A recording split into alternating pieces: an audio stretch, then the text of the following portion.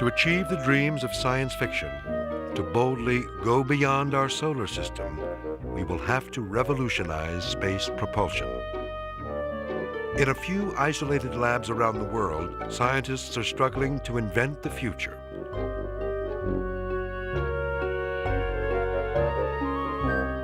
Working at a missile range in White Sands, New Mexico, Dr. Lake Mirabeau carefully hones tiny prototypes of a vehicle unlike anything ever put into space. Mirabeau imagines spacecraft propelled by powerful laser beams. A high-powered pulsed laser beam comes in the backside here, reflects off this parabola, and focuses inside of the engine here. The light is focused to such a huge intensity that it just breaks down the air here and blasts out a very strong shock wave. And in so doing, propels the model forward in a series of pulses. The temperatures inside here, when the laser is on for about 18 microseconds, are of the order of 10,000 to 30,000 Kelvin, which is 4 to 6 times hotter than the surface of the sun. Aspects of Mirabeau's design go back to the 1950s, including its flying saucer-like shape. His innovation is to use an energy beam as propulsion, eliminating the burden of a spaceship having to lift vast amounts of fuel above the atmosphere.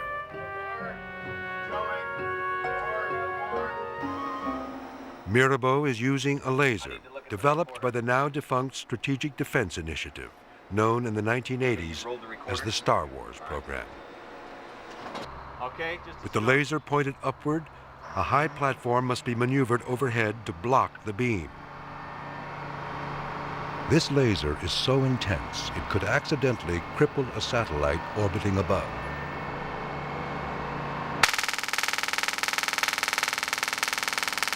Copy 5.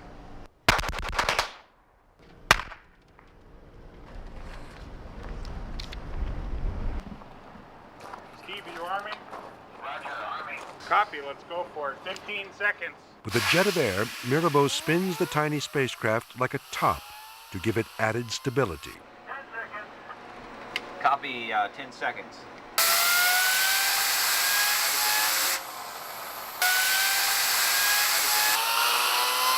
5, 4, 3, 2, 1, fire! The laser beam is made up of infrared light. As the beam pulses, it strips air molecules of their electrons, creating an explosive plasma that propels the craft from below.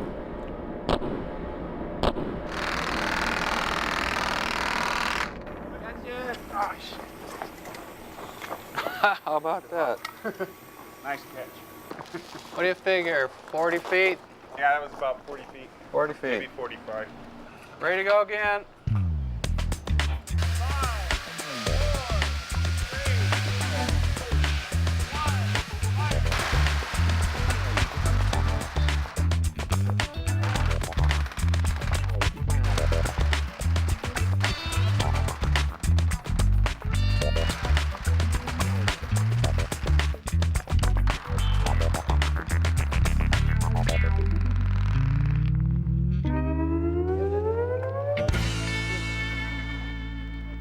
Fried.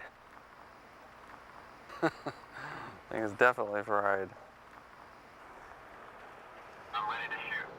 In the space business, a rocket's efficiency is measured by the number of seconds a pound of fuel will provide a pound of thrust.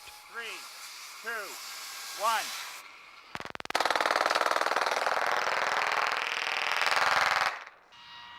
The higher the number of seconds, the less energy it takes to propel the craft, and the more efficient it is. The space shuttle main engines have a measure of efficiency that's about 450 seconds. In the laser-heated rocket mode for a light craft, its efficiency would be of the order of 1,000 to 3,000 seconds. So we have a factor of 2 to 6 better fuel efficiency than the shuttle. That translates to smaller fuel tanks, smaller structures, smaller engines. Everything shrinks enormously compared to the shuttle. which is, say, 90% propellant at liftoff. A modified version of Mirabeau's light craft, now being studied by NASA, would get off the ground using helium and a type of low-thrust rocket engine.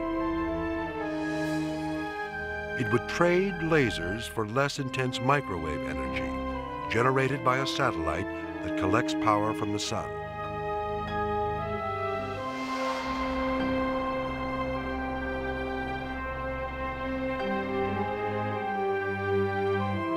As the satellite nears the launch site, it aims, then releases the microwave beam.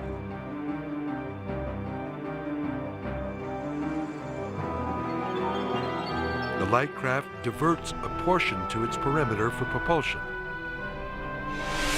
and uses the rest to create an air spike, a shockwave that literally melts away air resistance. To fuel the rest of its journey, the light craft would use superheated gas, accelerated by powerful electrical and magnetic fields. Hurtling above the atmosphere, the light craft would go into orbit or travel to the moon and beyond. The vision I have for the future of beamed energy propulsion is to create a technology that could replace airlines, replace spacecraft. Imagine a global aerospace transportation system that runs on solar energy, generated in space and beamed to the vehicle in flight.